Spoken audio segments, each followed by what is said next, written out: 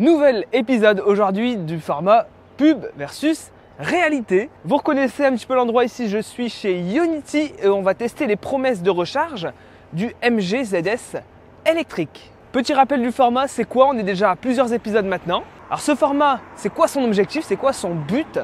Il a pour but de tester en conditions réelles si les constructeurs nous disent la vérité ou non. On nous promet souvent des promesses de recharge vraiment super alléchantes. 18 minutes pour passer de 10 à 80% ou 30 minutes pour récupérer 300 km d'autonomie par exemple. Et bien moi je me pose souvent la question, est-ce qu'on peut vraiment atteindre ces scores-là? Est-ce que c'est vraiment la réalité? Et bien moi ce que je fais, c'est que j'arrive ici chez Ionity et je teste en conditions réelles les promesses donc de la pub. Et c'est intéressant à tester, pourquoi? Parce qu'on sait que la recharge d'un véhicule électrique peut varier beaucoup en fonction de différents facteurs comme la température, le préconditionnement, etc. Plein de choses qui ne sont pas forcément indiquées dans la publicité. Alors seul Volvo actuellement communique sur son site web, voilà, avec des petites lignes en bas du site que voilà, la température elle peut faire varier, la vitesse, etc. et les promesses de recharge indiquées sur le site.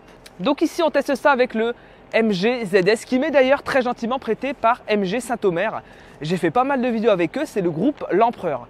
Donc un grand merci à eux de m'avoir prêté la voiture durant un week-end, ce qui m'a permis de réaliser donc 3 vidéos, donc ça c'est vraiment cool pour le coup. Alors on va donc passer aux promesses de recharge donc du MG ZS que j'ai donc derrière moi. On est donc ici avant tout sur une version Luxury et on est sur la grosse batterie qui fait 70 kWh de capacité.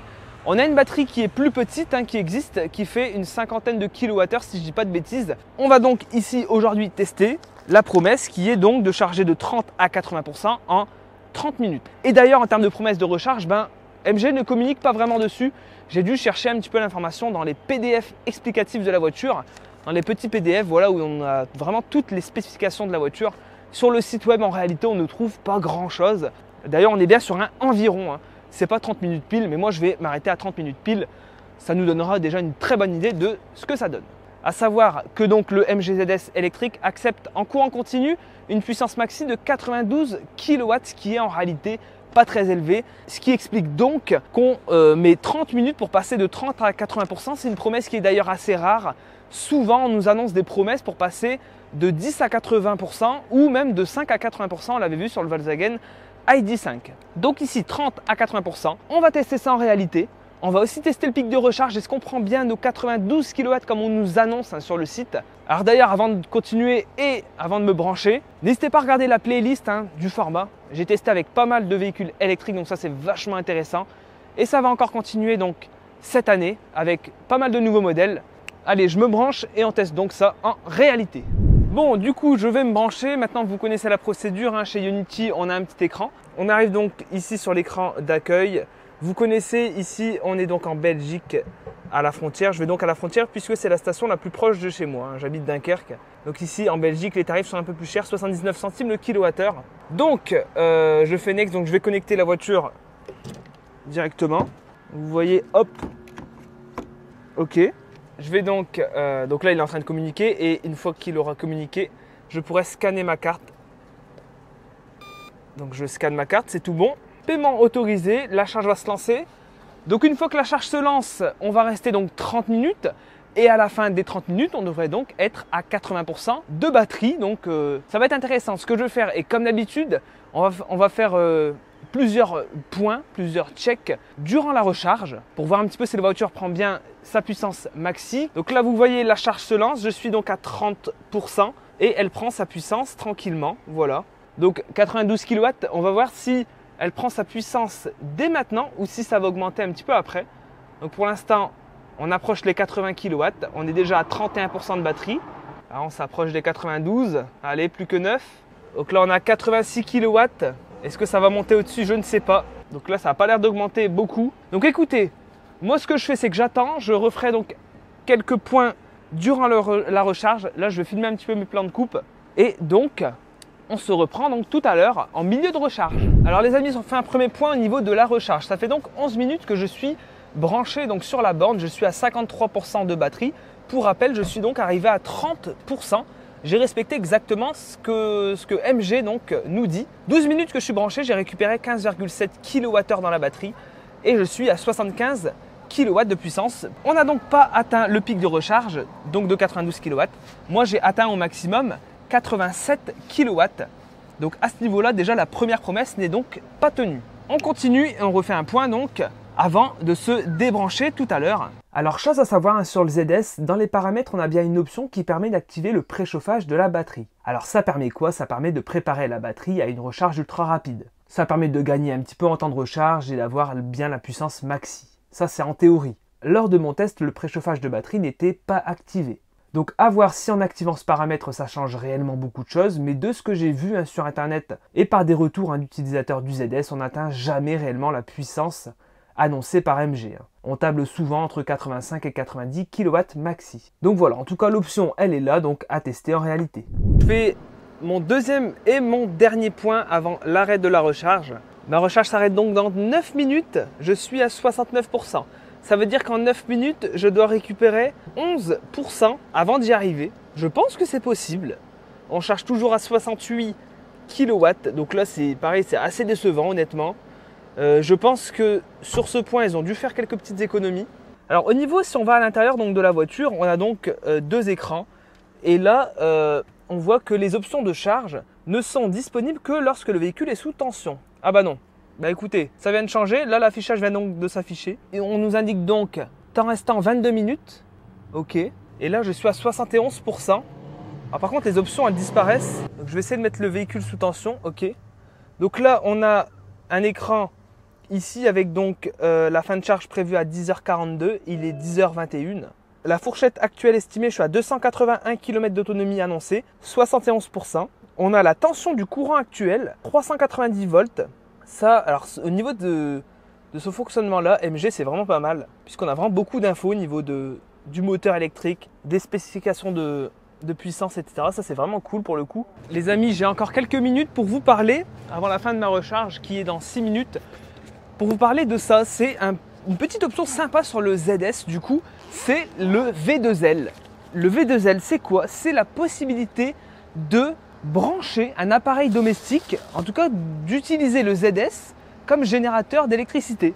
C'est-à-dire que vous pouvez vous brancher avec un petit adaptateur ici sur le port combo CCS et brancher une prise de courant. Donc vous pouvez recharger votre vélo électrique, votre trottinette électrique, brancher votre barbecue, enfin j'en sais rien, tout ce que vous voulez sur le ZS. Ça va donc pomper l'énergie qu'il y a dans la batterie avec ce petit adaptateur qui est bien emballé. Et vous voyez, on a une multiprise dessus, c'est vraiment pas mal. Et on branche ça donc sur le port donc type 2. Donc franchement, c'est une option vachement sympa qui existe aussi chez Kia Hyundai.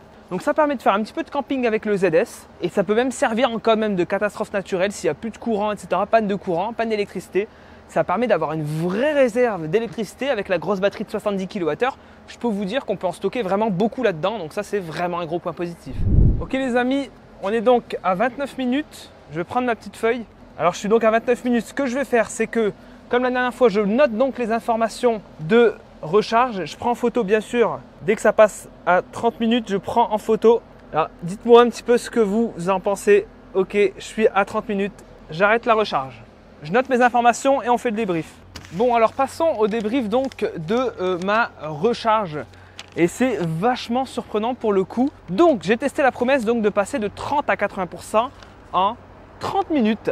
Selon vous, est-ce que c'est faisable ou non? Alors, c'est vrai que la promesse n'est pas hyper ambitieuse pour le coup. 30 à 80%, c'est relativement accessible pour n'importe quel électrique. Et bien pour le MG ZS, c'est incroyable. Et ben oui, on y est, tout pile, tout rond. En 30 minutes, je suis passé de 30 à 80%. Quand j'ai arrêté ma charge à 30 minutes, j'avais 80% dans la batterie. Donc bravo MG, on ne nous ment pas. MG pour le coup, eh ben, ils sont vraiment super honnêtes. Alors ici, c'est super intéressant aussi à noter que on est au mois d'août lorsque je tourne cette vidéo. Il fait chaud, il fait très très chaud même, je suis en train de cramer. C'est des températures qui sont assez favorables pour la recharge d'un véhicule électrique. Ça sera intéressant de tester peut-être l'hiver, puisque ce format pub versus réalité, il va durer toute l'année. Je vais vous parler un petit peu du coup maintenant des petites caractéristiques de la recharge. Donc je suis arrivé avec 30%, je suis donc maintenant donc à 80%, vous l'avez bien compris.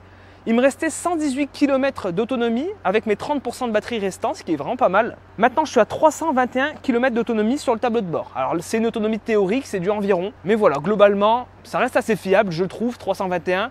C'est assez correct quand même. Ce qui fait que j'ai gagné donc 203 km d'autonomie supplémentaire avec cette recharge.